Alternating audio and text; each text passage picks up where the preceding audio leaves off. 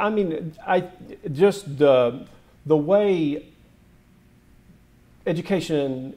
special education is presented, it's all about assessment and then sorting out the strengths and weaknesses of the student, and then developing a solid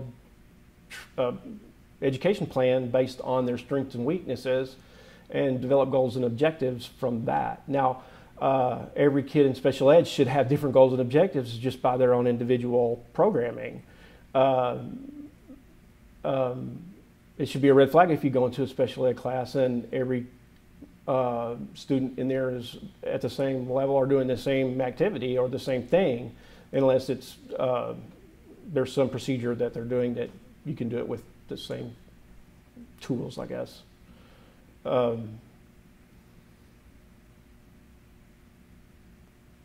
understand what you're saying. It's really based on the strengths and weaknesses of the child, and then you build on that. You start where they are, and you add a little to it using the procedures that have been under scrutiny and heavily researched to do it.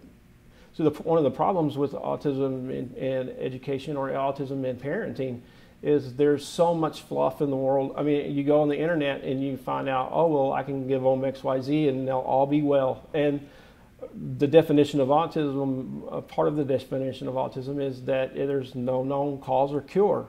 And so when you're promised cures or immediate results and, you know, short-term fixes, that's when those work. I believe that the child was probably misdiagnosed to begin with, and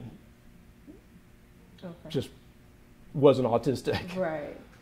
Okay, so the other thing is, from the behavior analysis perspective, is that I can't.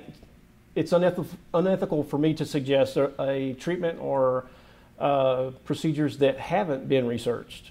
That they all have to be empirically based research treatments, which means they've been published in the procedure in the or the original experiment has been published in a peer-reviewed journal and has been peer-reviewed and made to the journal and has been replicated. Mm-hmm. So it's not because 4 out of 5 doctors say, and it's a procedure that has been scrutinized and is in the process of being improved.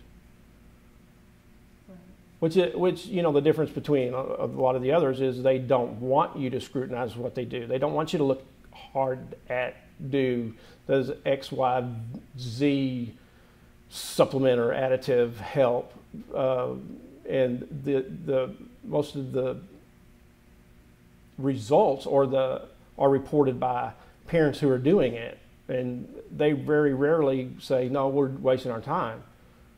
So they say, yeah, this is working beautifully, but it's hard to measure. Mm-hmm. I was thinking it would be hard to measure. That's why I was wondering. And if you're doing more than one treatment at a time, you don't know which one's working. You know, unless you're.